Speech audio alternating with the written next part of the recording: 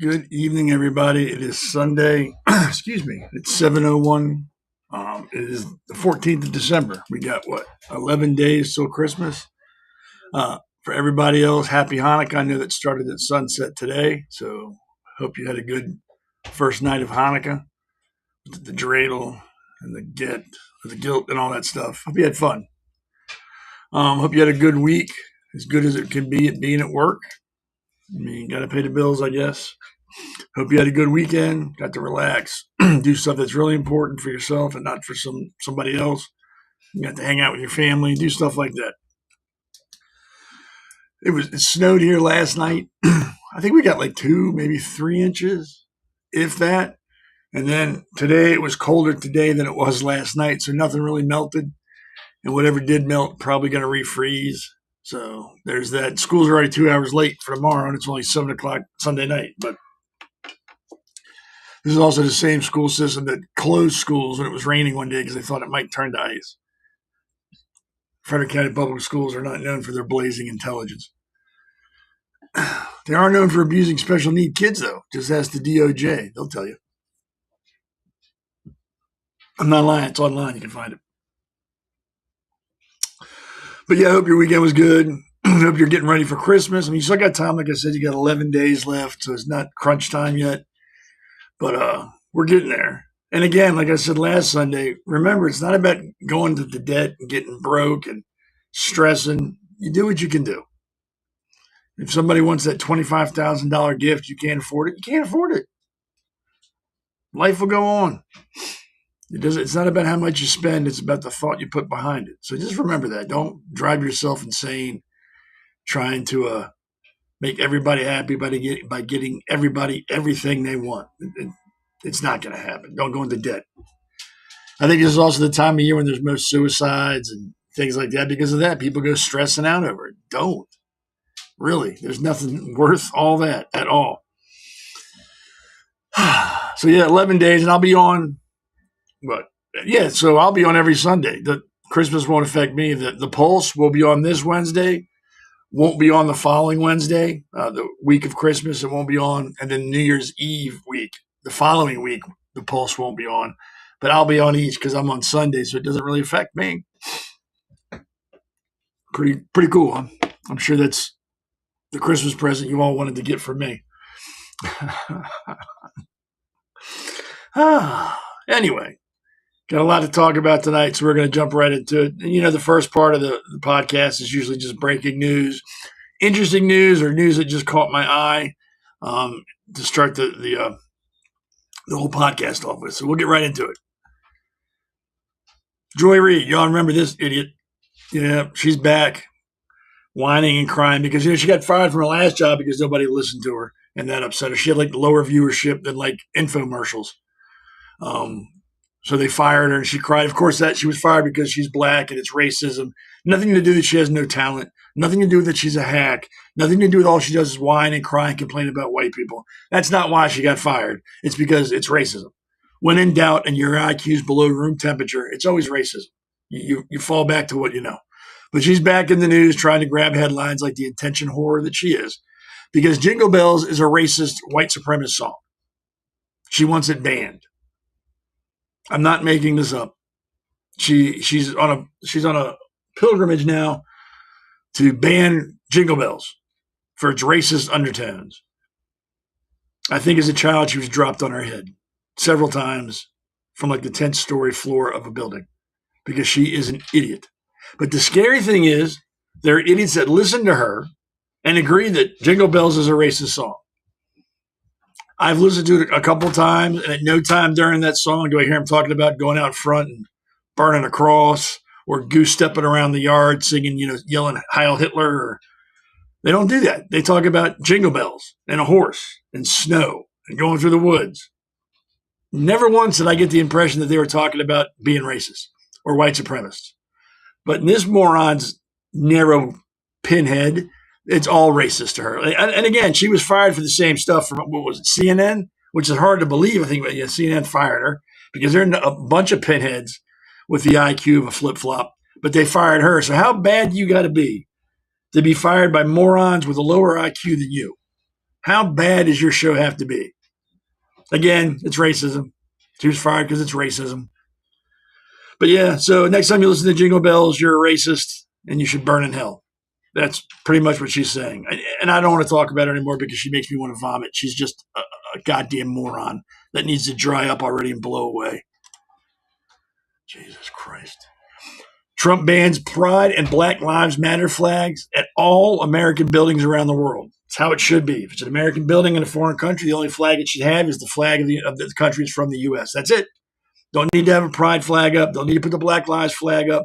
Those are not, they don't represent the country. The American flag represents the country. And I don't know why this is even controversial. There's no other country in the world that flies their little spoiled brat children's flags at their embassies or buildings because, they have to. We're the only country that acquiesces to assholes.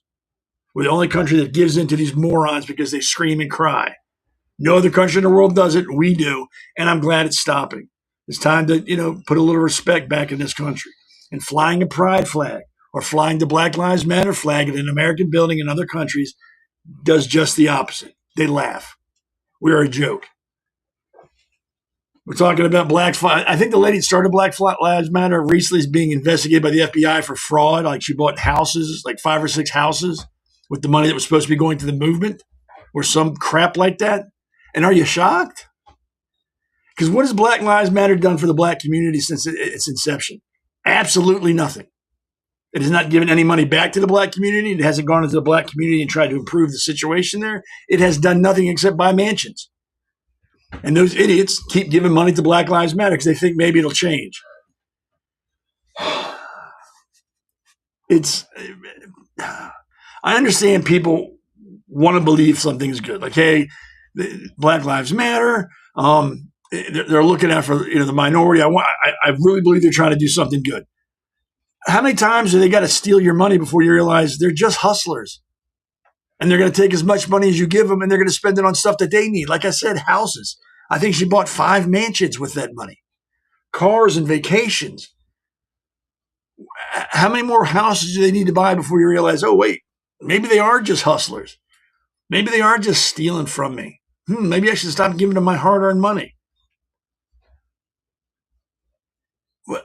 People can't be that stupid. You can't. You cannot be that dumb.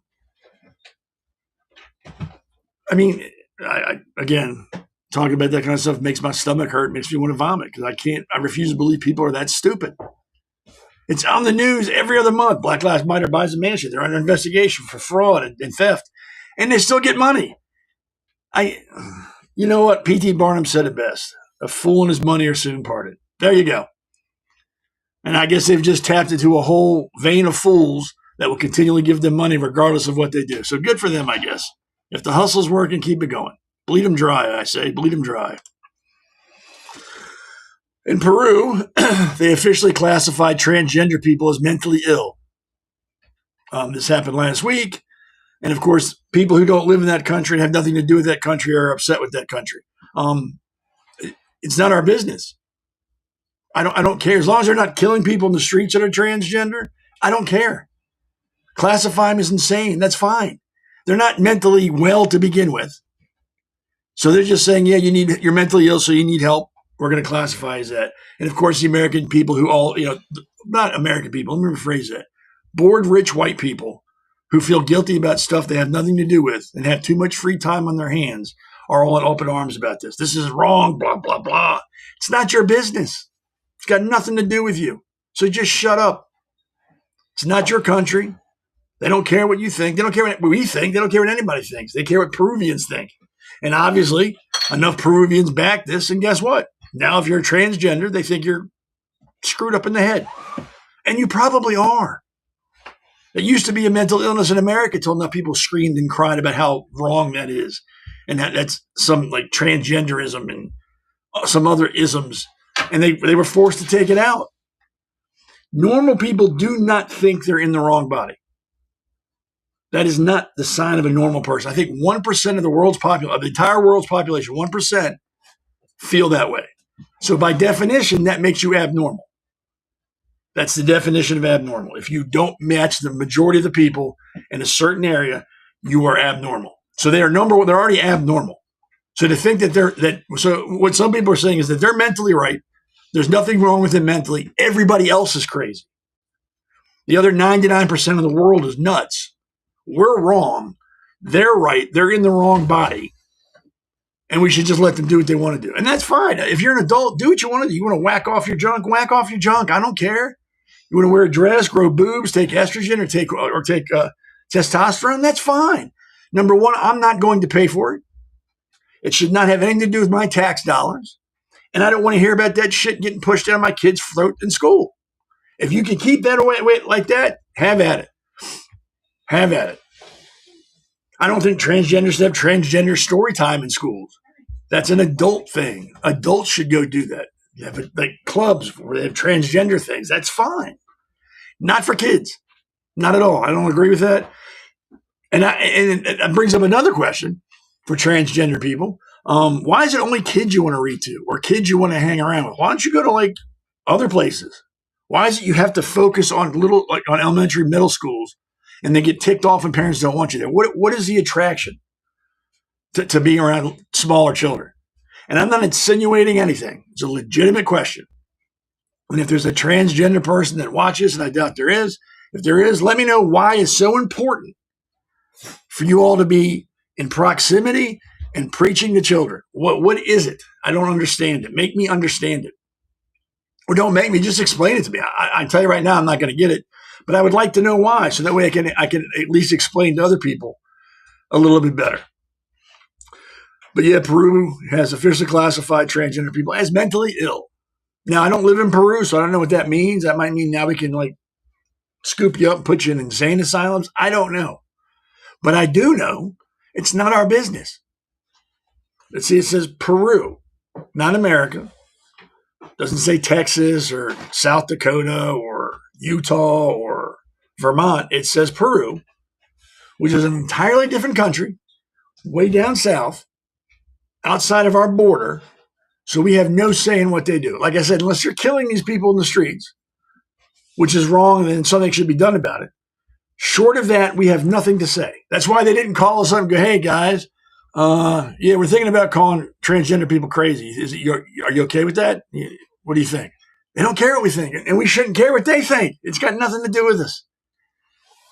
But like I said, we got too many rich white people up here with too much free time on their hands that want to put their nose into stuff that doesn't concern them and then think they're doing the right thing. They're being woke.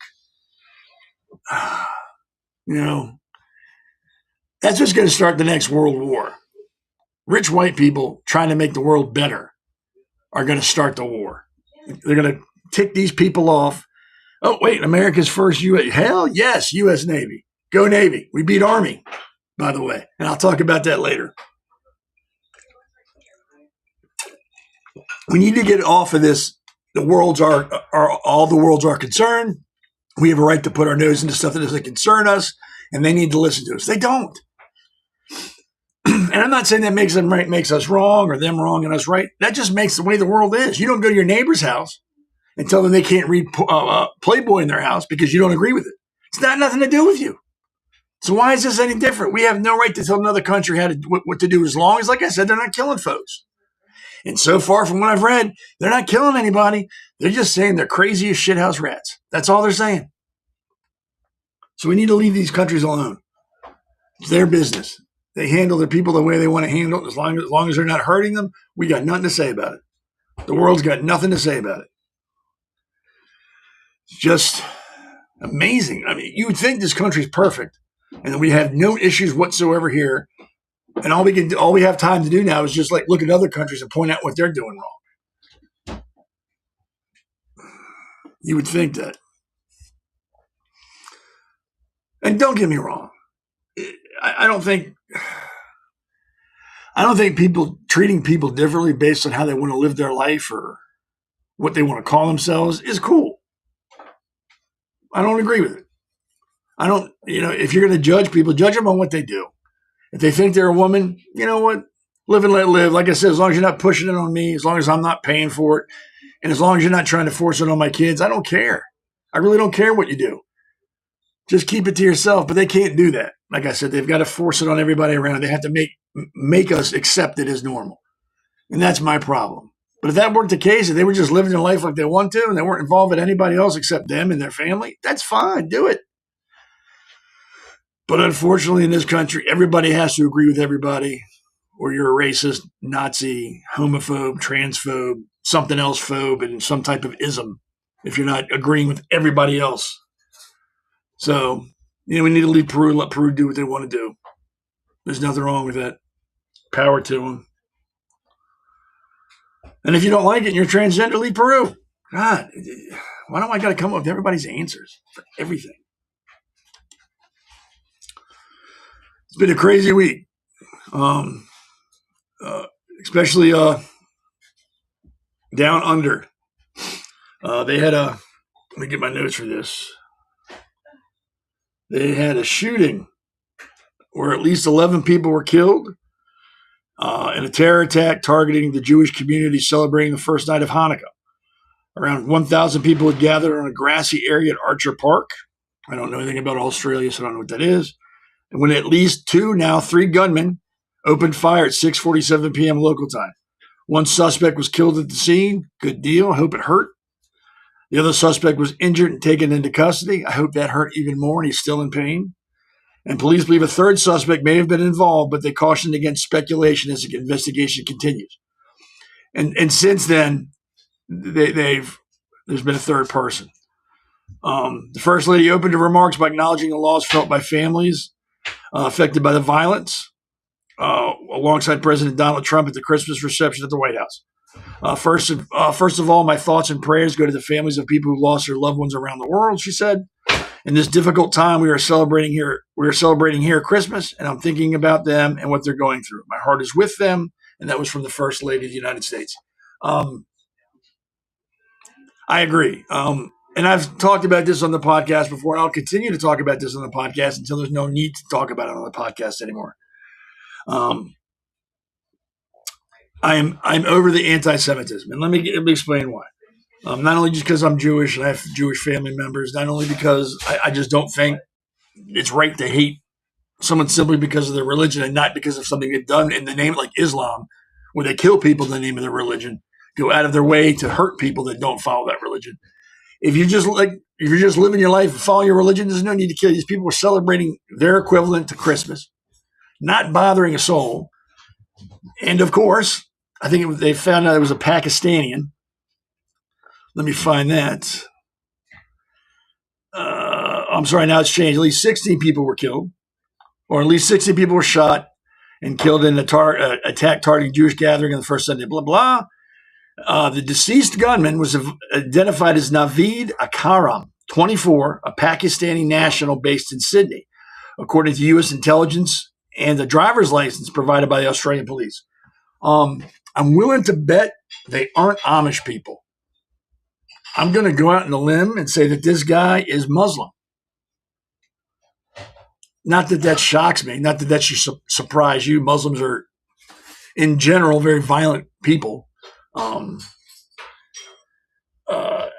of the two gunmen, he was one that was in serious condition. The deceased gunman was Naveed Akram. So he got killed. And again, I hope it hurt. Hope he didn't die right away. I hope it was a gut shot. And he lingered for a couple hours before he expired. Shooting at unarmed people celebrating a holiday. Here's the pictures of the, I think 2 or 3 of them that people got while they were shooting. You can't see the crowd that they were shooting at, but I think they were if you're looking at the picture, they're to the left. You can see where they were aiming. Here's a video that shows the shooting. I don't think it shows people getting shot, and if it does, I apologize. But here's a video of the 3 subhumans killing people. That's one of the gunmen shooting. You can see him shooting at people. Thank God he's a poor shot. I think someone's hiding behind their car or in their car getting this film.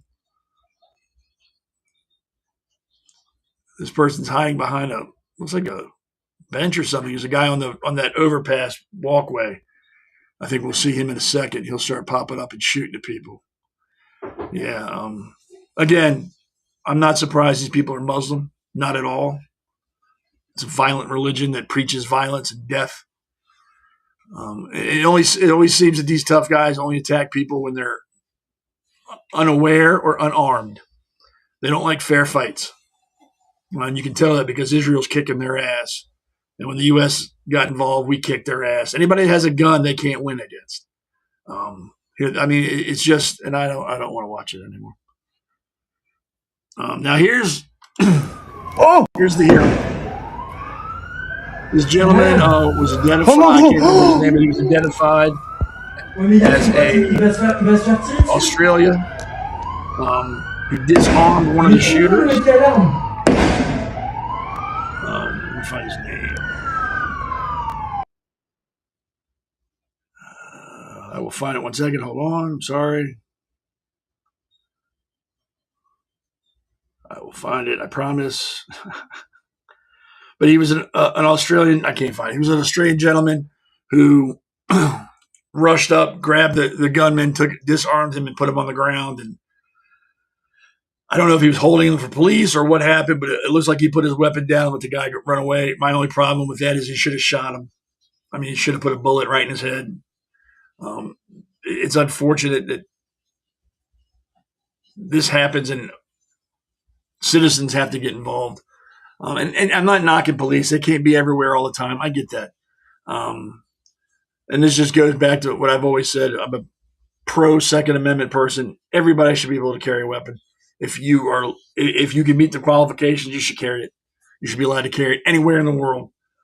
If there were armed people there, these three animals would have been put down like the sick dogs that they are before anybody got hurt. But Australia's got some very strict gun laws that only law-abiding citizens will follow, while these animals don't, and they will hurt innocent people because there's no one there to stop them.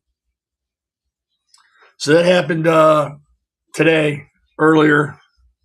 Well, I don't know what the time difference is, either today or yesterday. On the first day of Hanukkah in Australia, 11 people were killed. It says 40 were wounded. And again, no one's screaming and crying about the Muslims. No one's saying they got to be stopped. We got to, let's boycott them. Let's stop buying anything from the Middle East. No, it's okay because they're just killing Jews. Killing Jews is acceptable now.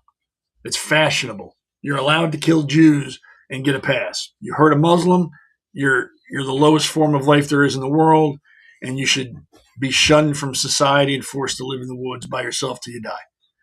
Don't hurt a Muslim, hurt a Jew. But it's not anti-Semitic either. It's not anti-Semitic to be like that. People make me sick. Here's some more from the since we're talking about Muslims, more from the Religion of Peace. Islamic preacher tells American Christians, don't you dare say Merry Christmas. By saying Merry Christmas, you acknowledge a satanic holiday. Your whole religion is a joke. Mine is not. There are people out there that will defend Muslims. And I'm talking in generalities. I'm not saying every Muslim in the world. I'm talking in generalities. I'm talking about the ones that have been radicalized. I'm talking about the ones like this, the ones that are shooting people because they don't worship their God. How many more people have to die before these idiots that defend them realize that these people would kill them too? If given the chance, they would kill the ones defending them. How many more people have to go? How many more people have to die before the real world realizes, hey, we got to do something about this? And then you have these morons online. Well, the Christians killed Muslims too. Yeah, we're talking about the Crusades in 525 AD? That doesn't count. Doesn't count. Let me know in the last 100 years when Jews or Christians, Buddhists, Amish, Catholics, Protestants, anybody willfully and purposely killed Muslim men, women, and children for no reason other than that they were Muslim wholesale. Let me know when that happened in the last 100 years. Someone tell me that. And you can't because it doesn't. Muslims are the ones that go kill people. They're the ones that throw homosexuals off rooftops, cut people's hands off, stone women for being in public without a male escort that's a family member. That's the dogs that do that. Those are the desert rats that hurt people. Nobody else does. And we need to accept that. We need to take that into our heart and realize these people do not want to be friends with us. They don't want to assimilate to our country or any other country. They want to dominate. And there's one or two things that we can do. We can allow that to happen, and then we have nothing to complain about. Or we can say, no, enough's enough. You need to leave our country immediately. Get out. You are not welcome here anymore. And every country needs to do that. They have their own section of the world, the Middle East. Let them go destroy that shithole more. Why do we import people that don't want to be in this country, want to change our country to theirs? The very country they left because they don't like it. Look at France. Look at England. Look at Norway. Look at all those countries that have let these people come in, and look at what's happening there. They're rioting. Rapes are up. Knife attacks are up. They are violent people. We need to get rid of them. Look at Japan. They don't let Muslims in at all. You can't immigrate to their country if you're a Muslim. They will not let you in. And they don't flower it up like, well, we just don't have the room. They say, no, you're a Muslim. You're not welcome here. Well, we won't allow you into our country. Poland will not allow Muslims into their country. And they don't flower it up either. They say, no, you're not welcome here. We don't want you here. China, well, that's not a big thing. China doesn't let anybody into their country, but they don't let Muslims into their country for the same reason.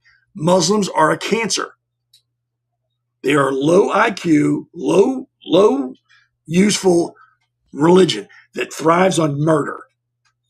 Everywhere they go, they destroy. They have not contributed anything to society that's useful in the last 200 years. Nothing. They want to bring Sharia law to all the countries that they're in now. And I read to you Sharia law last weekend or last Sunday. It's barbaric. It's barbaric. But there are people that will defend them and say they have every right to be here. They have every right to be in this country and practice religion. Yeah, they do, but they need to keep their religion to themselves. They don't get to push it on people and force people to accept it.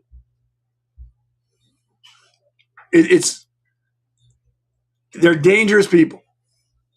They don't even hide it. They don't hide it.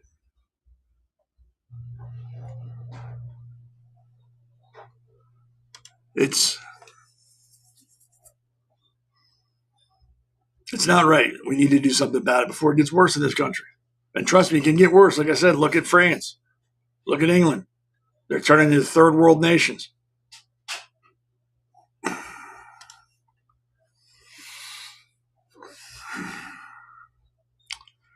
And in Africa, in 2024 alone, 4,476 Christians were killed for their faith by Muslims. 7,679 churches were burnt down by Muslims. 4,744 Christians were imprisoned by Muslims. 3,944 sexual assaults were committed against Christians by Muslims. 771,000 people, Christians, were displaced from their homes by, you guessed it, Muslims. And that's 2024. This year, since January, over 7,000 Christians have been murdered by Muslims in Africa. And nobody says a word about it because they're Muslims and they're allowed to do that. Can't blame them. There's always some reason why they're allowed to do it. Well, the Christians were doing this, the Christians were doing it. I don't care what they were doing. I don't care that they built a church near a mosque. I don't care. They have every right to do that. What you don't have a right to do is kill them and rape them and put them in prison for that. You don't have a right to do that. And I'm glad that Trump has already started to speak up saying if it doesn't stop, we will send the military in to make it stop. This is what you get involved with: murder, rape, and assaulting on a national level. That's what you get involved with. Not when Peru says, transsexuals are crazy. I don't care about that. When you're raping and killing people because they don't worship Allah, then you send the U.S. military in and you kick their ass again. And hopefully if we do it this time, we won't stop until we kick them completely out of that country. And then we'll hunt them down in the Middle East and kill them all then. Because that's what they're going to do to us if they're given the chance. They are not good people. And again, I'm speaking in generalities. They are not good people. How many Christians do you know, let's say from Italy, from the Vatican, Catholics? How many Catholics do you know that have gone out into Italy or other countries, raped and killed Muslim people for having a mosque, or imprisoned them simply because they're Muslim? Name 2 Catholics. Has the Pope ever said we should do that? Has any Catholic priest ever publicly said they should do that? No. You have imams that come out all the time and say that. All the time. And nobody says a word about it. They get a pass.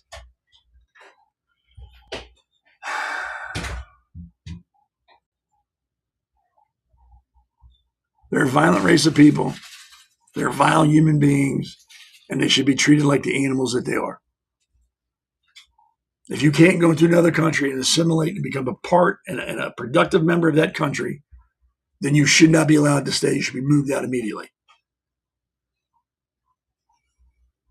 And at the bottom here, it's globalchristiansrelief.com. It's an organization that's helping Christians in Africa. I think they're trying to get them out or help rebuild churches or things like that. But there are other relief organizations you can look up online and find. Help them. Because mainstream media doesn't care. How many times have you heard about this on the news? You don't, but you hear about Muslims getting hurt every other day. You don't hear about the Jews getting raped and killed in Israel, but you hear about the Muslims living in tents because it's raining. We hear about that every day.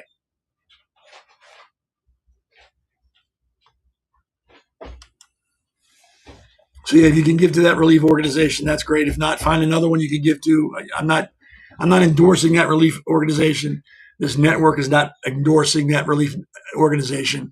It's just the one that I found when I did a quick search. So don't think that that's an endorsement. It's not. Look into them yourself. So the religion of peace is hard at it, spreading the good word and forcing you to convert or be killed.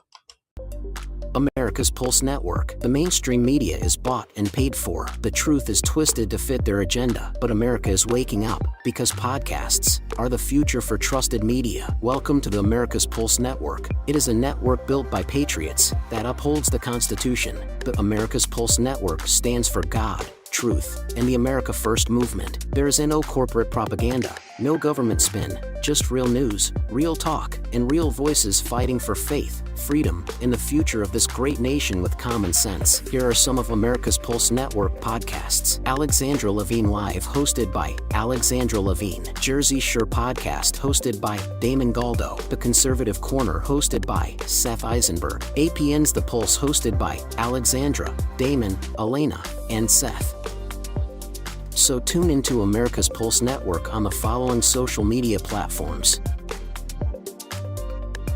X/Twitter, Rumble, Truth Social, Parler, Facebook, and YouTube. Join the revolution.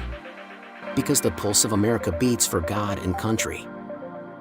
America's Pulse Network is for faith, family, freedom, and truth. So yeah, we got a couple other podcasts. We have Damon the Hammer Galdo, who has his podcast and radio show. I was on his show last week. I think it was Friday night, I believe I was on there. Good guy, good show, had fun, smart guy. I like him. And then Alexandra Levine has her show, 2 shows during the week. Good chick, knows her stuff. Also, The Pulse, like I said, will be on this Wednesday at 8. That's when we all get together with special guests and just talk about everything that's going on during the week, not one thing in particular, lots of different stuff. And you get everybody's opinion on it, and we all kind of debate it, go back and forth. It's a pretty good time. That's this Wednesday at 8 on Rumble, on X, and some other channels you can find it on. Just got to look for it. And then, of course, you got me on Sundays at 7 till 8:30-ish. And I just talk about whatever I want to talk about. And I answer some questions if I can.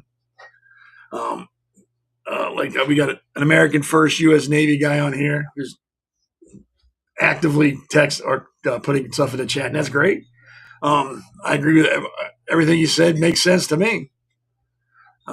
That's simple. If you got something you want to say, you got a question you want to ask, just put it in the chat, and I promise I will try to get to it. If not, don't take it personal. I'm probably in the middle of something and just have it glanced over to see it, but I will get to it.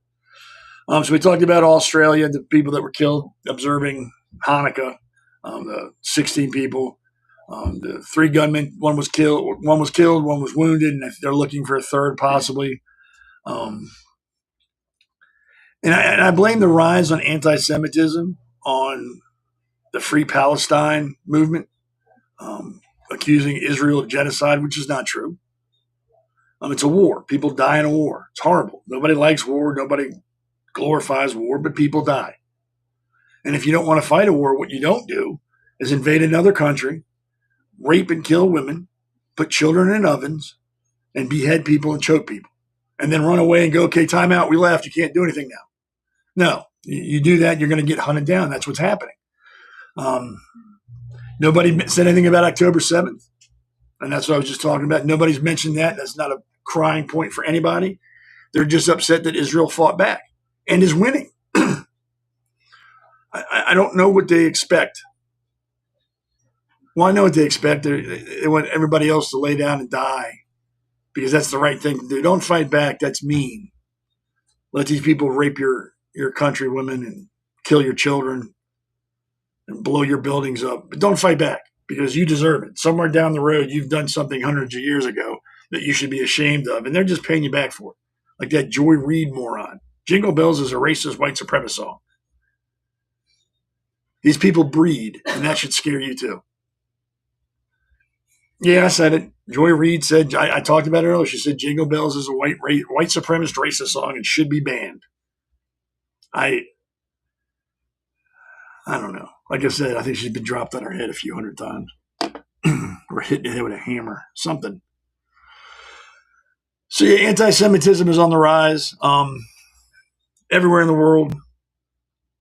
There's attacks almost every once a week or twice a week in this country, synagogues being vandalized, Jewish people being shot.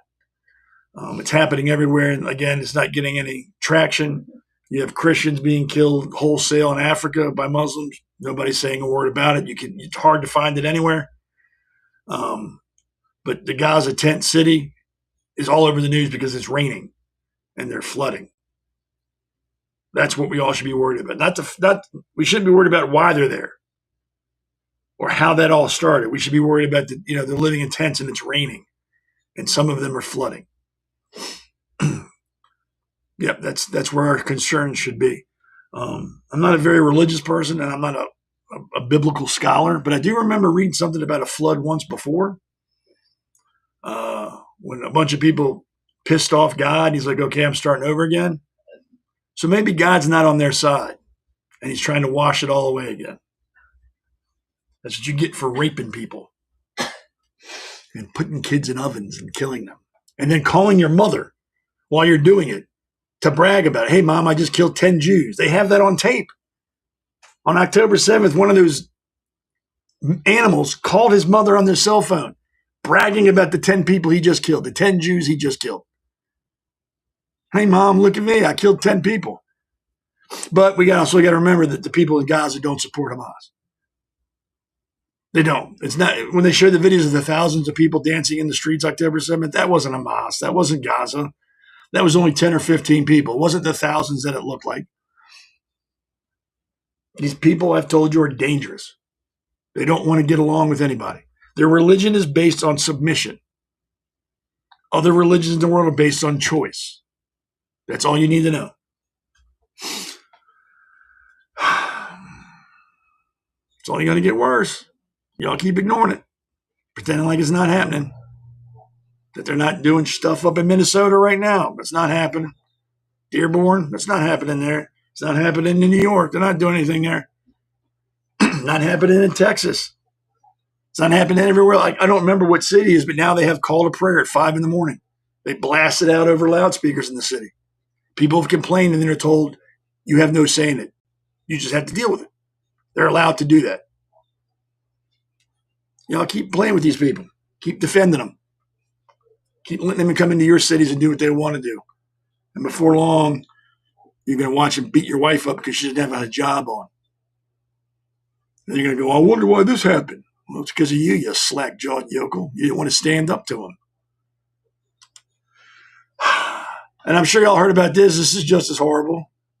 Brown University, there was a mass shooting. I think 2 people were shot. 4 people were wounded. They've since have a person of interest they've arrested. This is just a map of the university. The highlighted part is where the shooting happened.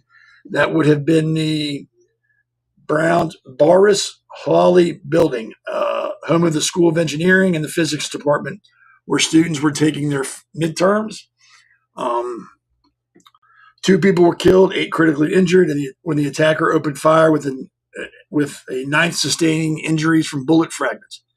The victims are yet to be publicly identified, although the university president, Christina Park Paxson, has said she was told that the parents have been told. University authorities became aware of the shooting at about 4 or 5 local time when emergency responders received a 911 call. The mayor of Providence, Mayor Smiley, told reporters. A person has been detained in connection with the university shooting. He's from Wisconsin. Authorities believe the person of interest traveled from Wisconsin to Rhode Island to carry out the shooting in Brown last night. Just another animal. The man detained as a person of interest in the shooting is 24-year-old Benjamin Erickson. 3 senior law enforcement officials briefed on the investigation told the reporters. It is not yet clear whether Erickson had any ties to the university. Officials are looking into any possible connection to Brown, as well as his mental health history, according to the sources. The attack was reported at 4 p.m., like I said, at the engineering building. It happened inside a first-floor classroom.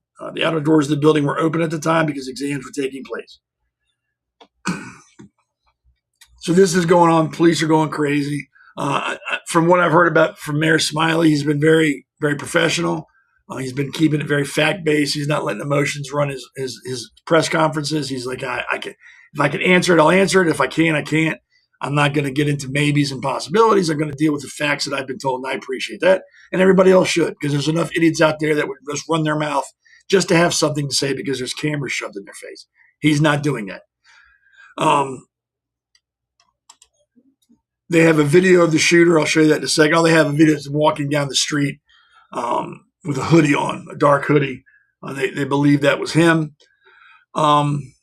And as soon as this happened, as soon as it was released that, hey, there's been a shooting at Brown, people are hurt, people are dead, a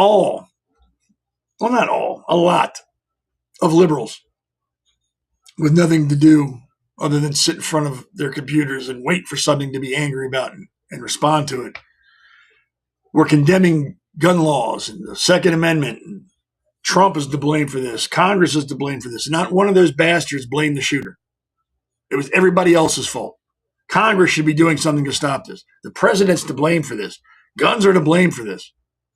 Not once did they say the guy who pulled that trigger and killed those people is to blame for this.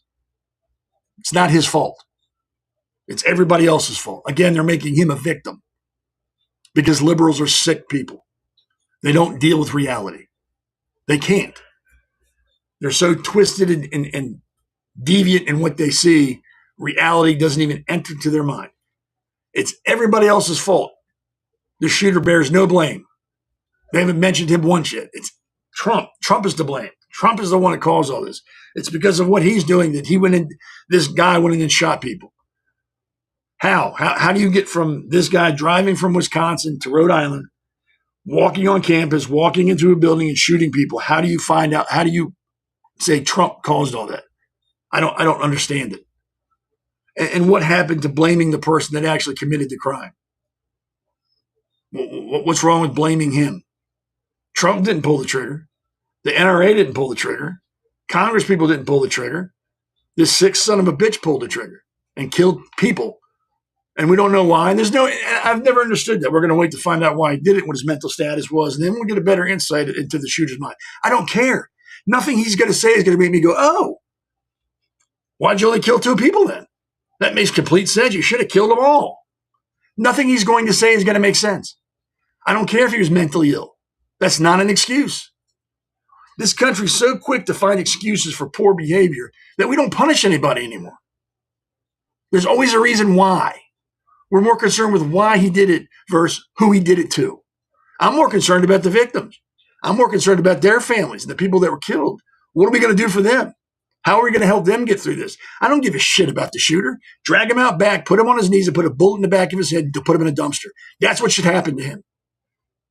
Discarded like an animal. You kill innocent people for no reason. You don't deserve to live anymore. You go into a college campus, you drive halfway across the country to kill people. You're sick. You're a sick person. And like I said, what do they think he's going to say that's going to be so profound that we're all going to be like, oh, okay, I can understand why he killed people. Okay, let's go easy on him. Let's go lenient. Let's blame everybody else. It is Trump's fault after all. He's the one who put the gun in his hand and told him to go kill these people. Once upon a time in this country, if you screwed up, you were held accountable. You had to explain the reasons behind what you did. You had to go to court. You went to jail. And nobody stood up for you. But you killed 4 people? Good luck. Now people come out of the woodwork to defend people like this. Oh, he was mentally ill. Oh, it's not his fault. It's because guns are so readily available. If it weren't for that, he wouldn't have done this. Rhode Island has some of the strictest gun laws in this country. The strictest. And it still happened. But we're not going to blame the shooter. Can't do that. It's not fair to him. Because after all, he could have been mentally ill. And if he was that mentally ill, you're trying to tell me nobody in his life saw that? He just woke up one morning and all of a sudden he was homicidal? No warnings, no red flags, nothing. Up until now, he was a productive member of society, and just something happened last night. He snapped, got in a car, drove across the country to Brown University, and shot people. No warning. I don't believe that. I don't believe it. Do I think that kind of stuff happens? I'm sure it does, but that's the exception, not the rule. People just don't wake up all of a sudden and want to go kill people. Things lead up to that. But we're gonna wait before we can, hold him accountable. Let's find out why, because that's what matters. No, it doesn't. What matters is what he did. Who did he hurt? And how we're going to help them. He should be a passing thought. Should be no time spent on him. I'm never going to mention that man's name again. And I use the term man very loosely. But yeah, that happened in Brown this weekend. And it's, again, the libs are going right towards, it's guns' fault. Guns, guns, guns. Trump, Trump, Trump. Not the shooter. It's never the shooter's fault. It's never anybody's fault as far as liberals are concerned. They're so wrapped up and concerned with what Republicans and conservatives are doing that they blame them for a dog getting hit in the street next to their house. It's Republicans' fault. It's because of conservatives. Trump did that. They've bought that far into their delusion that they can't accept anything else. Nothing bad happens in this world unless Trump is involved, or it's because of conservatives or Republicans. That's it. Nothing. It's the only reason bad things happen. Forgetting that, what was it, like 85% of all the violence in this country that's been done, like this mass shootings and stuff, are done by Democrats, registered Democrats. Very, very few, and slim to none does it ever happen from a Republican or a conservative or somebody like that. It's always some nut job on the liberal side of the fence that's out there killing folks. But it's Trump's fault. It's your fault if you're a conservative. It's my fault.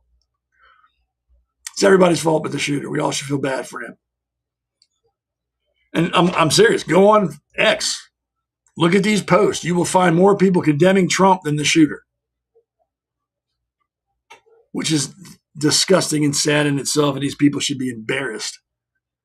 But they don't, because to be embarrassed shows you have some intelligence and you realize you've done something wrong. They don't. It's everybody else's fault. This country's going to hell in a handbasket. I'm telling you.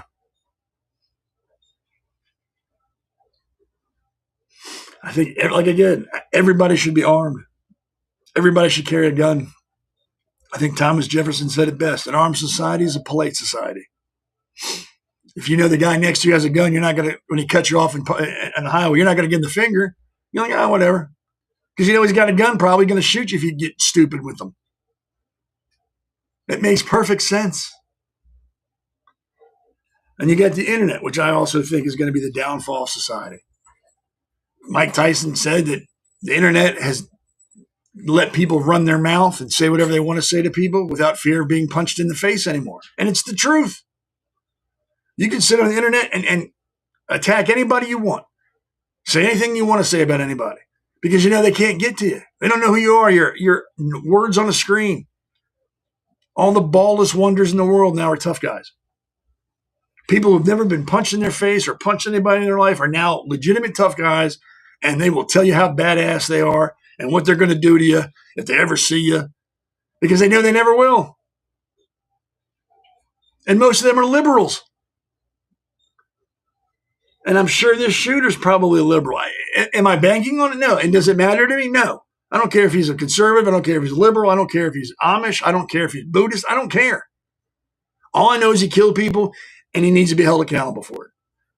Give him a trial. Once he's found guilty, execute him. Don't care what he is. That is unimportant minutia. Nobody should care.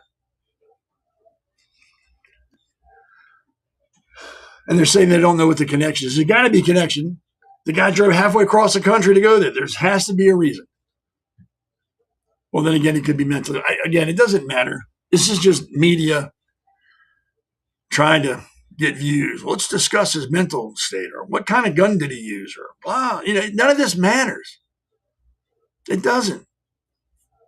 And we got to, in this country, we need to start focusing on facts and get away from feelings. Like, well, I feel like you did. Nobody cares what you feel except your family. Nobody cares. I don't care what your opinion is on stuff. I don't know you. Don't care. If I don't ask for your opinion, I don't want to hear your opinion. Opinions are like assholes. Everybody's got one and they all stink. The only time it should matter to you when someone thinks about you or says about you or whatever is if they share your last name, share your bed, or pay your bills. Outside of that, shouldn't matter. Seriously. You think does it matter what your neighbor says about you? Do you care what your boss says about you? Your coworkers? That should not matter to you. They're not important. They don't do anything for you. So yeah, the guy in brown, let me show you the picture they have of him. Not of him, but that's who they think it is. I think that was on the sidewalk in front of the building. I don't see a gun, so I don't think he had like an AR-15, which is good because we have to hear about that again for 6 weeks about how evil AR-15s are.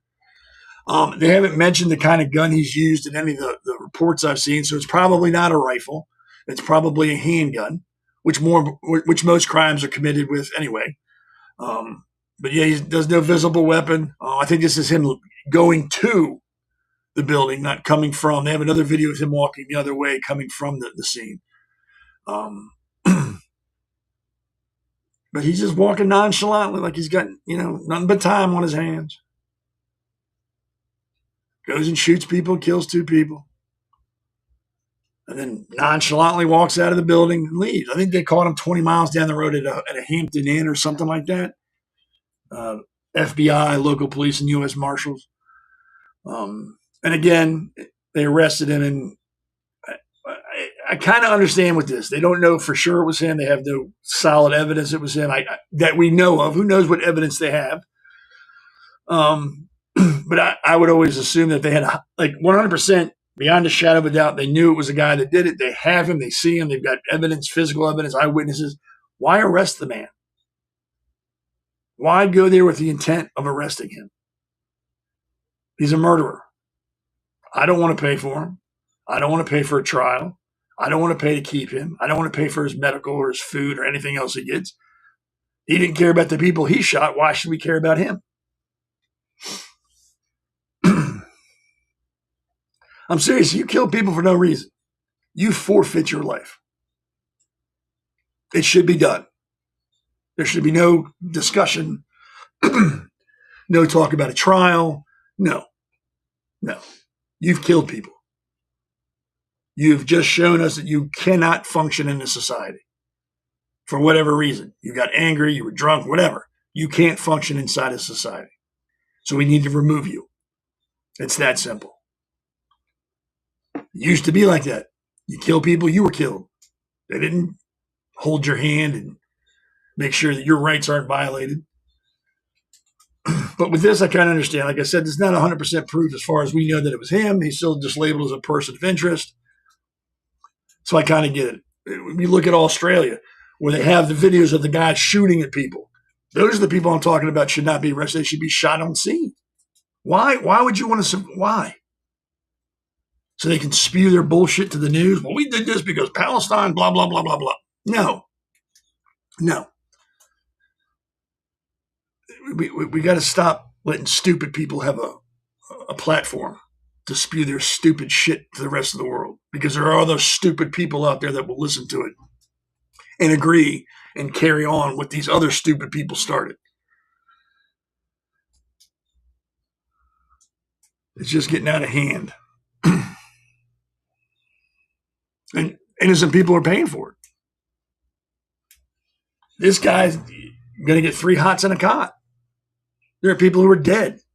There are people whose lives are forever changed. There are families that won't see their daughters or sons anymore.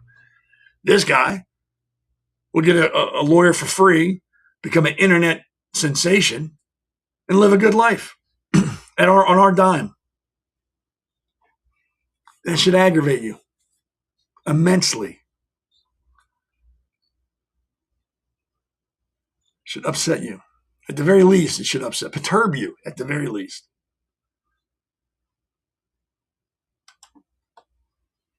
And it's not guns. Guns are not the problem. We've had guns in this country for years, for decades. Centuries there have been guns in this country. When I went to high school, people used to bring their guns into class to show the teacher the new gun they got. They'd have trucks parked in the parking lot with the rifle racks full of rifles. No school shootings. People didn't run into the school with the gun and start shooting people. That's new. That's a new thing in the last 30, 40 years. Not when I was in school. And I remember guys bringing 12 gauges into class, first period at high school, to show the teacher the new shotgun that their parents bought them for hunting. And nobody batted an eye. The problem is now we have parents that don't want to be parents, don't tell their kids no. Let them do whatever they want to do when they want to do it. So the first time they hear no, they think the world is coming to an end and they don't know how to react. So they lash out. We have zero tolerance policies for bullying in school that only protect the bullies. You pick on a kid enough, he's going to get the shits of it. And he's going to lash out. We are doing everything we can do to protect the criminal or the perpetrator of something and not the victim. We make excuses like it's Trump's fault for people that do this. And we don't hold the shooter accountable. We don't condemn his actions. Oh, they might do it later on down the road, but their first reaction, their initial reaction is to blame everybody else and not the shooter. They will stand on the dead bodies that person killed to point out that it's not his fault, it's Trump's fault. It's guns' fault. If there weren't guns, there'd be no murders in the world ever again, which we all know is bullshit. So yeah, they didn't show the weapon in this, so I'm assuming it's a handgun, so we won't hear much about that because they can't sensationalize that and go, oh my God, look, it's a tactical assault handgun. We got to ban them because they're tactical and assault weapons. And the funny thing is about an AR-15, and if you know about guns, then this will make sense to you. My 12 gauge that I have in my house is 10 times more powerful than an AR-15. If I had to choose what to get shot by, like if someone said, hey, we're going to shoot you in the shoulder, you're going to get shot, you just have to accept it. We can use an AR-15 or a 12 gauge shotgun slug. What would you rather be shot with? AR-15. any day of the week. 12-gauge shotgun slug will take your arm off. AR-15 will hurt. It'll put a hole in you, but you probably will be able to keep your arm. People don't understand anything about guns. They just look at it. It's black. It's got a scope. It's got a little foregrip. That's dangerous. You look at a shotgun. It's long. It's like a regular old gun. That's fine. There's nothing wrong with that. That's fine. Not knowing that is more powerful and more deadly than the rifle they just looked at. It's just the rifle's scary looking. It's like when you watch the news and they talk about, like, what was it? I think it was in California. The AR-15, it was a congressman, I think, said the AR-15 can fire like 1,000 rounds in a minute, or some astronomically asinine statement, and the sheriff was behind him going, what? These are the people making laws that don't know what they're talking about and what they're passing laws about. You want to stop gun violence? Start teaching people about guns in school. Teach them how to use them responsibly. The gun is a tool, like a hammer or a saw or a fishing rod or a bow and arrow. It's a tool. And it's only as bad or good as the person using it. It has no soul. It is inanimate. It cannot make decisions for itself. It is a tool. Teach people how to use it properly. Take that fear away from them, because people are only afraid of things they don't understand. So if you understand it, there's no need to be afraid of it. Life goes on.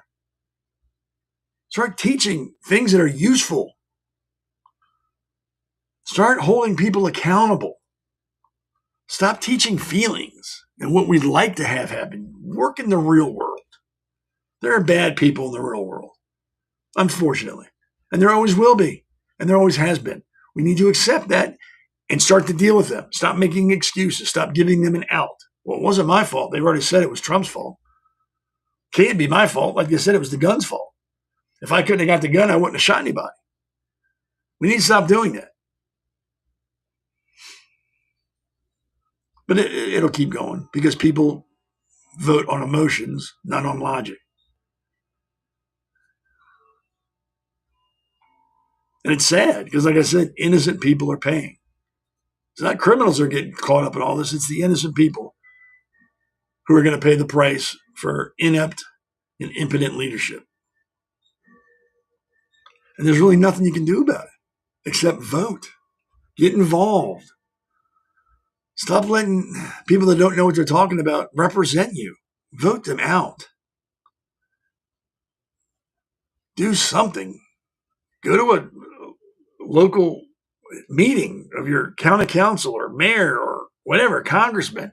Go to their office and ask them questions. They work for you. It's not the other way around. We don't owe them anything. They owe us everything. And we need to remind them of that. You work for me. I pay your salary. You answer to me. I have questions. You will make time to answer my question. And if they don't, remember that. And then campaign against them when they run. Welcome to America's Pulse Network. This is APN's very own White House correspondent, Alexandra Levine. This is so amazing and miraculous. We've never had a president in the history of our nation doing this. And we hope to God that he continues doing this forever and ever. Thank you. God bless you, everybody. And God bless President Trump. And God bless you. Hello, everyone.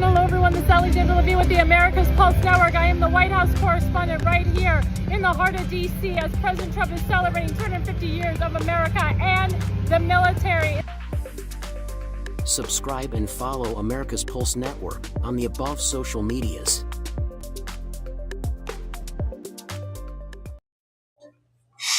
So that's Alexandra Levine. She's our White House correspondent. She gets to go to the White House for press briefings and things like that, which sounds pretty cool. I've never gone to one. I'm sure if I asked, she would take me to one so I could just see what it's about. Maybe I will. I don't know, but it's just neat. She gets to do that. So that's where we get all the inside information we get when we get it is from her. Again, we also have David Galdo, the Hammer, who has his own show and radio show on the America's Pulse Network. And you have me on Sundays and on Wednesdays on the Pulse on America's Pulse Network. Then we have Damon Sherrod, who's behind the scenes, the producer, making sure everything goes off without a hitch. So, yeah. And if you're watching this, make sure you like, follow, and share this podcast or their podcast, our X page, our Rumble page, whatever. Make sure you're sharing it with people and you're following it.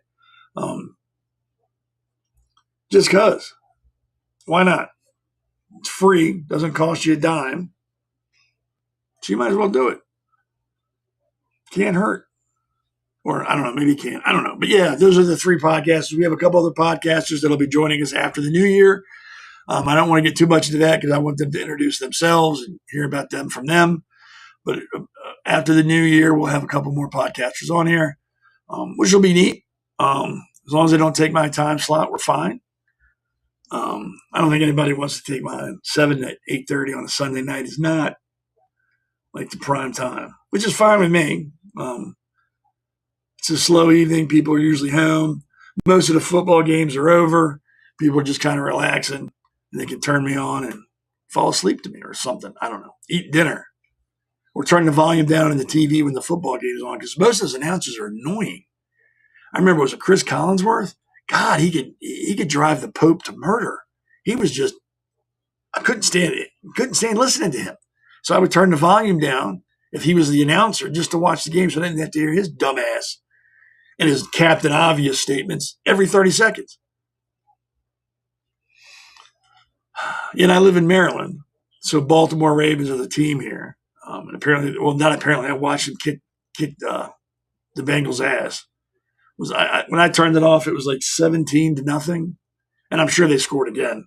The Bengals really put up no fight. I used to coach football, so sometimes I like watching it just to see what's going on, but that was a very boring game to watch. No defense really from the Bengals. Kind of an embarrassing turnout for them. But I'm a Steelers fan. Yeah, I know.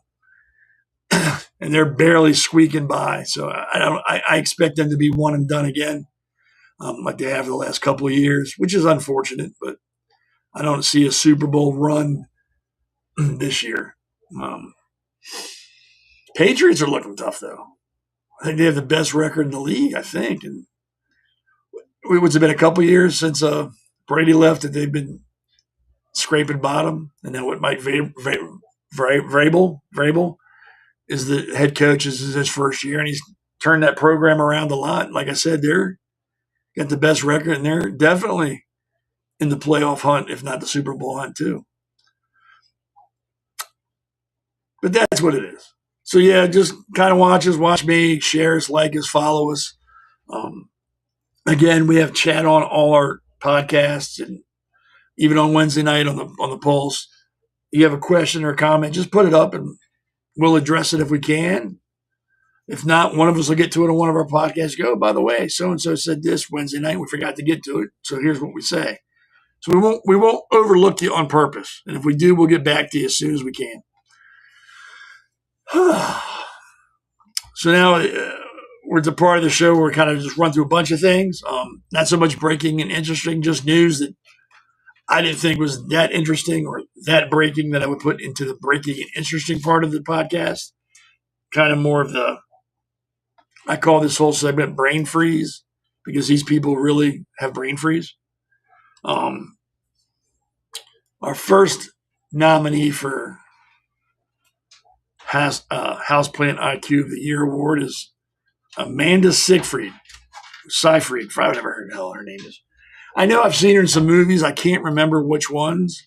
Obviously, she's not a NASA candidate. She's not a member of Mensa. She thinks socialism is a gorgeous idea. Gee golly, I hope we become socialist. Yeah, that's what she said out loud. So there's 2 reasons why she would have made this statement publicly. First reason is her career is flagging. She's not getting any work. People are looking past her, so she has to remain relevant and in the news. So she makes statements like this, so she gets put out there. And maybe a producer will see her and need somebody to play customer 3 in scene 4, and she can walk by and get paid. Or she's really that stupid, really that uneducated, and thinks socialism is a gorgeous idea. Not knowing that 11 million people have died under socialist rule.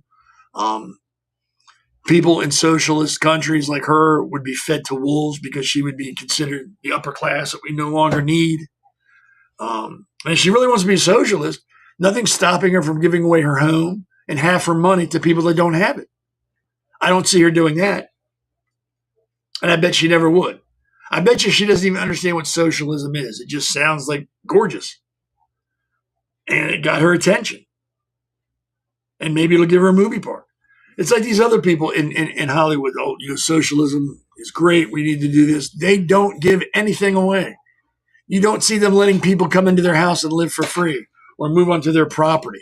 You don't see them giving away what they earn to people that don't have. But they expect you to do it. You need to do that, not them. Rules are for thee, not for me. Same thing with her. She's not offering her money to anyone. She's not letting people come stay in her house or her property. That's her shit. She's not giving that away. But you will. And if you don't, you're a bad person. That's how Hollywood looks at it now. They've become self-important. And it's not self-important. We've allowed it to happen. We've actually listened to what they had to say outside of acting and given it weight and credence. Like, I don't care what your political leanings are. Dance for me. Entertain me. Tell me a story. Scare me. Make me laugh. Make me cry. But don't give me your political opinion on anything because I don't care. You're not that important to me. Now, I can't remember the last time I went to the movie theater. It's been a while. But yeah, there's another. And I think at this point it's safe to call her a B-list actress. Because again, I can't remember what I've seen her in. And I mean, I know her face, I know her name, I just don't remember what it was in. But yeah, she thinks socialism is a gorgeous idea. Some people just need to shut up. Stand there and look pretty. Another person that needs to shut up is the mayor of New York, mayor-elect of New York, Mandami. He's appointing a convicted armed robber to the public safety transition team, a felon. He's putting in charge of public safety or the transition team for public safety. I'm all for, hey, you've done your time, you've served it, you're straight with the house. You should go be able to do what you want to do. But this is kind of pushing that. Even for me, that's pushing it. You're a convicted felon of armed robbery. Why would anybody want you in charge of a public safety transition team? How is anybody going to take you seriously? You're a felon. You robbed somebody with a weapon. But now you're in charge of the public safety transition team. What the hell? I mean, I get that Mandami's a communist. He doesn't even deny it. But again, that makes him gorgeous in what's-her-face's eyes. But he's appointing criminals for public safety. New York's is gonna just disintegrate once he takes office. I don't understand. And I'll say this: I am not 100% Trump. It's not that the sun rises and sets on him for me. It's not from God's mouth to his ear. He is not perfection in the flesh. I agree with him about 90% of the time, 90 to 95, depending on what we're talking about. But I am not 100% all in with Trump. I've never been all in with any politician. And he's a politician at this point. He's no longer just a businessman. It's his second term, so he's a politician. I don't know why he invited this man to the White House, why he legitimized him being mayor. I don't understand that. And then was all friendly with him. Now I understand you don't want to get him in the White House and be on TV and being a dick to him. I get that. But why invite him anyway? Why in the first place did you have him there? You know what he's about.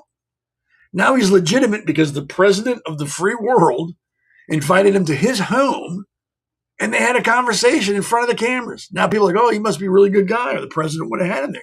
And this is the guy putting convicted armed robbers in charge of the public safety transition team. This is the guy that wouldn't condemn October 7th. This is the guy that won't say Israel has a right to exist.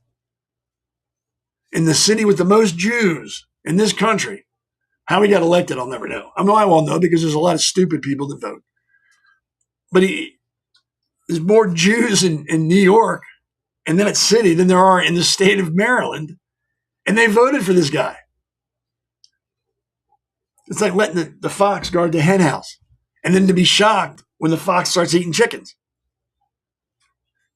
No one should be shocked that he's appointing criminals and people with no background in the position he's appointing them to. This should not surprise you because he's a socialist communist.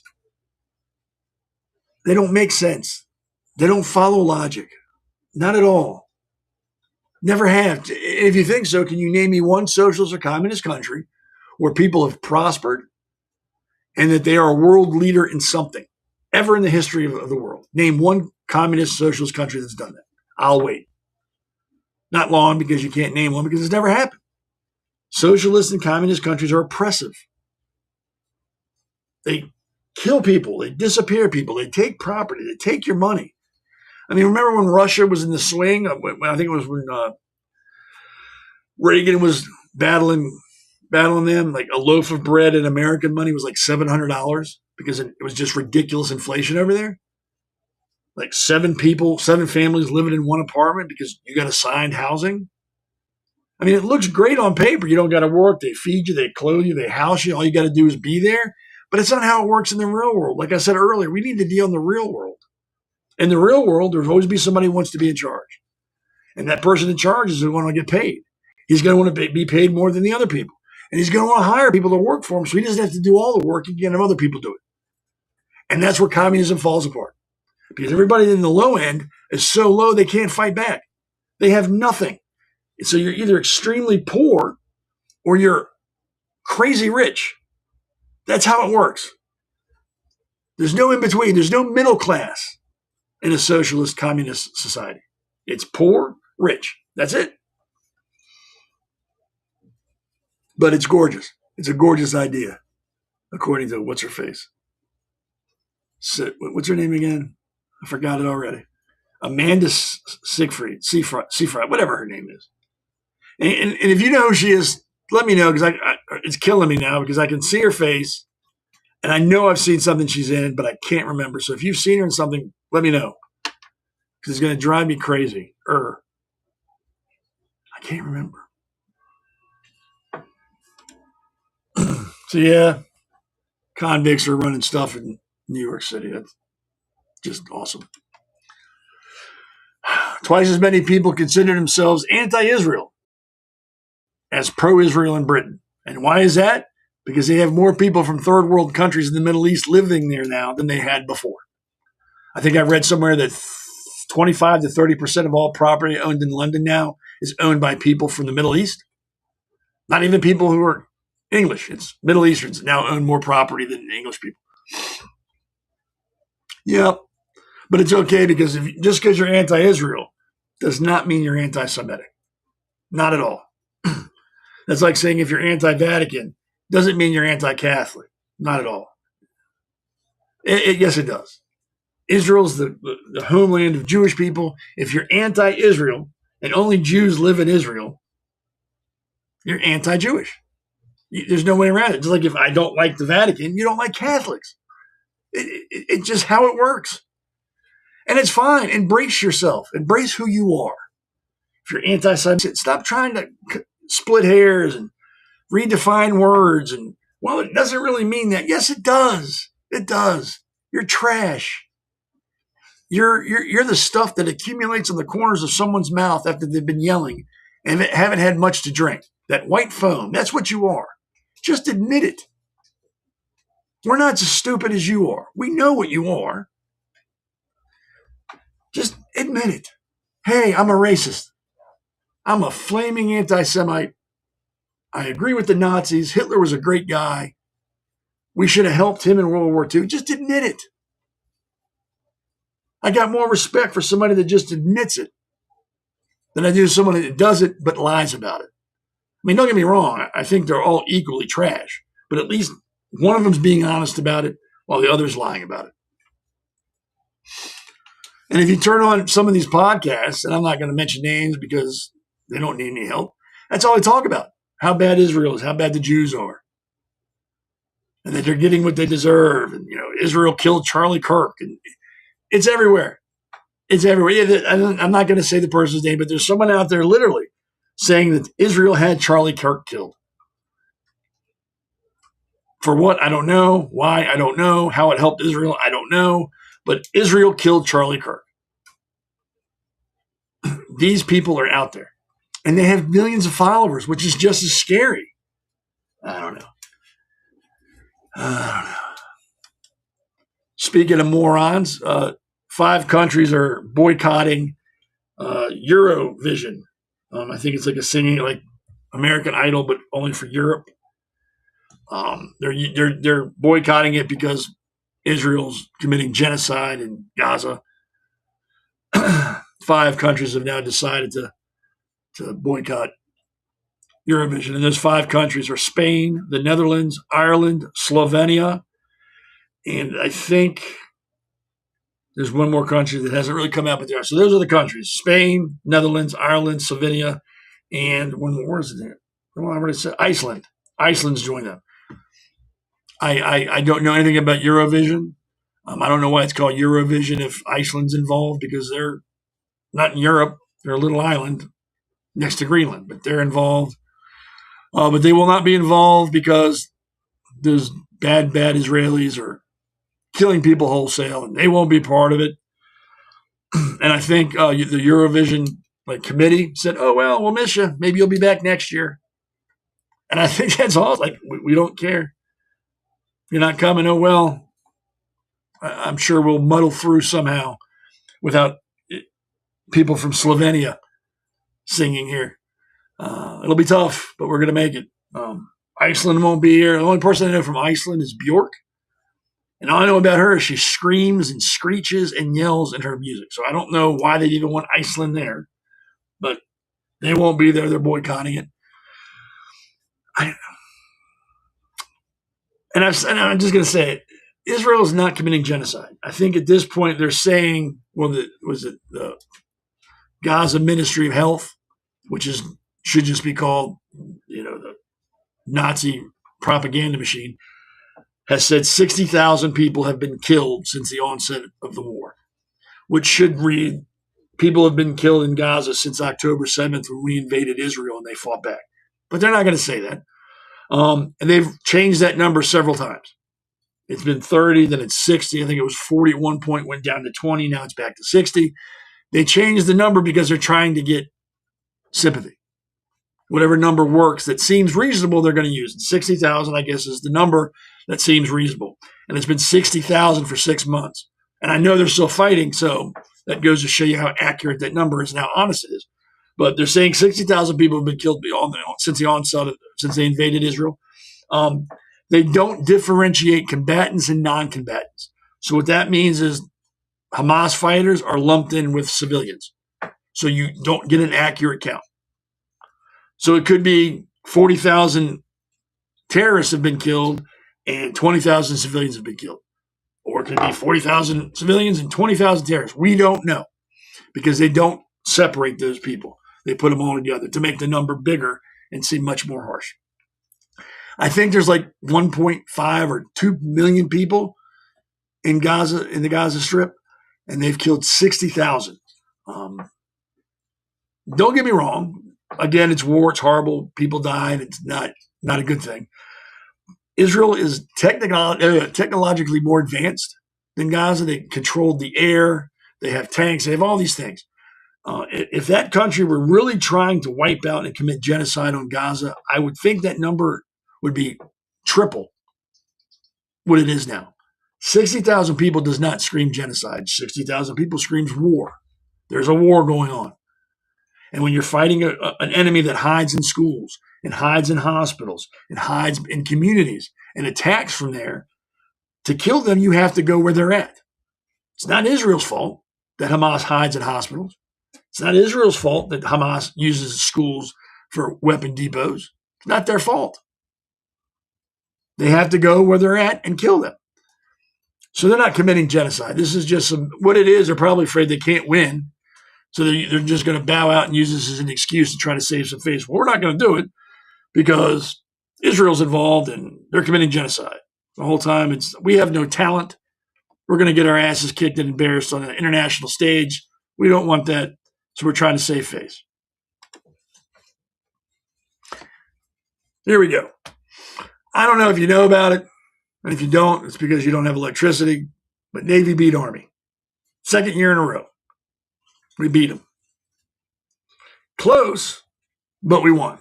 It was a good game. I don't know if you watched it, but it doesn't matter because Navy won, Army lost. Nothing else matters. Just the final score. And the final score said Navy won. They got to keep the Commander-in-Chief's trophy for another year, and they kept bragging rights. And possibly next year it'll be a third year in a row that they get to keep it, but we'll find out. And I'm just going to enjoy right now. I don't care about next year yet. It's crazy stuff out there. And in case you don't know, I kind of talked about it before, Hanukkah started this evening. So anybody that's celebrating Hanukkah, happy Hanukkah. And for all those who don't know what Hanukkah is, it's the Festival of Lights. Hanukkah commemorates the rededication of the temple in Jerusalem after a group of Jewish warriors defeated the occupying Greek armies. The festival celebrates the triumph of light over darkness and spirituality over materialism. Where's the other part? In the 8-day celebration, the Maccabees, as the rebels became known, Israelis, cleansed and rededicated the temple. According to the Talmud, there was only enough consecrated oil to relight the candelabra for 1 day, yet it miraculously remained lit for 8 days. Thus, the 8 days of Hanukkah, the menorah has 8 candles, celebrated at sunset. It's a big party. You spin the dreidel, eat like a pig. It's a fun time. So that happens now, and it goes to the 22nd, I believe, right before Christmas starts. And then Christmas. We all know what Christmas is. I don't need to get into that. And if I got to explain Christmas to you, that's just kind of crazy. Well, before we wrap it up, we're at that point of the show where I like to read my opinion. And again, it's my opinion. You don't have to agree with it. You don't have to like it. Heck, you can turn it off now and leave. Just my opinion. And I'll share it with you. And then we'll call it an evening. The rise of anti-Semitism in recent years, particularly since October 7th, 2023, when Hamas attacked Israel, represents one of the most severe escalations of anti-Jewish hatred in decades. Data from multiple independent sources paint a consistent picture.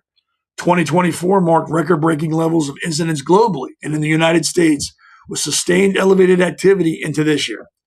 This is not a fleeting spike, but a persistent threat, disproportionately affecting Jews, who comprise just 2% of the U.S. population and a tiny fraction worldwide, while drawing ideology extremes from the political spectrum. In the United States, there have been 9,354 anti-Semitic incidents in 2024 alone, including assaults, harassment, vandalism, and a 5% increase from 2023, and the highest since tracking began in 1979. This equates to over 25 incidences per day. FBI hate crime statistics corroborate the trend. Anti-Jewish incidents rose to 1,938 in 2024, a 5.8 increase from 2023, compromising nearly 70% of all religious hate-based crimes, despite Jews being only 2% of the population. Globally, the picture is equally as grim.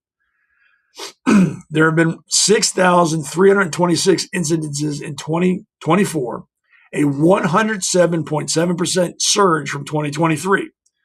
Other reports have noted a 340% increase compared to 2022. Countries like France saw over 350% rise, the UK 450%, and Australia 387%, which just went up today with the killing of 16 people. Early 2025 data shows no sharp decline. On campuses, anti-Semitism has been particularly acute. 1,694 incidences in 2024, 84% higher than in 2023, comprising 18% of all U.S. incidents. International tracking record highs in the 2024-2025 academic year, with shifts towards online harassment, but declines in physical assaults and vandalism. These figures are substantiated by law enforcement, FBI, and academic monitors. While methodologies vary, ADL includes non-criminal acts. FBI focuses on crimes. The convergence across sources underscores a real widespread escalation. The October 7th attacks, which killed 1,200 plus Israelis and took hundreds of hostages, triggered an immediate global backlash against Jews, unrelated to the subsequent Gaza war.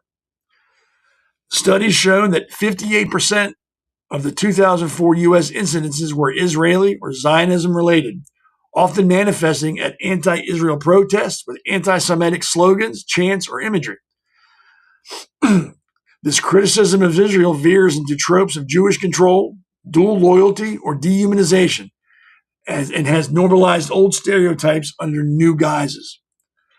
Ideologically, the surge spans the spectrum but shows clear patterns. Critics argue some accounts overclassify anti-Israel activism as anti-Semitic. Yet even adjusted analysis and FBI crime data confirms unprecedented levels. Anti-Semitism is not inevitable. It thrives on silence, polarization, and ignorance. Confronting it across ideologies, left, right, and Islamist, requires moral clarity. Hatred of Jews is never justified, whether cloaked in politics or outright bigotry. Only unfiltered resolve can reserve this dark trend. Racism in any way is unacceptable. When you start killing people and hurting people and destroying property, it makes it even worse. And it's getting worse for the Jews. It's just my opinion. You don't have to agree with it. Just how I feel. So I want to thank everybody for hanging out tonight. I know you have other things you could be doing, like watching football. But thank you. I appreciate it. And again, I'm not here to change your mind or make you think the way I think. I'm just here to share my opinion and give you another school of thought and maybe give you something else to think about.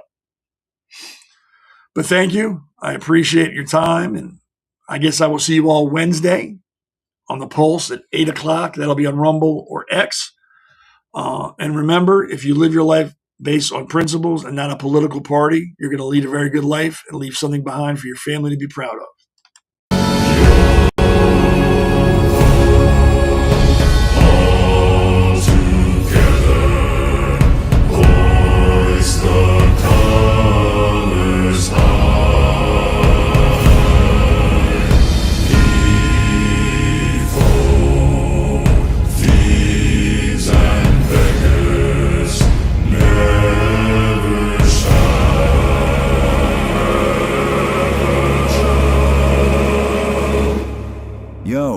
This is your Captain Seth. Thank you for watching this voyage of the Conservative Corner. Use your hook to click subscribe. That way, when the flag is raised, the next voyage is about to start. Also, share a drink with your other mutineers to join you on deck for the next voyage. We look forward to you shouting on upcoming voyages. Or, you will walk the planks. Season greetings. Merry Christmas. Happy Hanukkah, and raise your mug to the new year.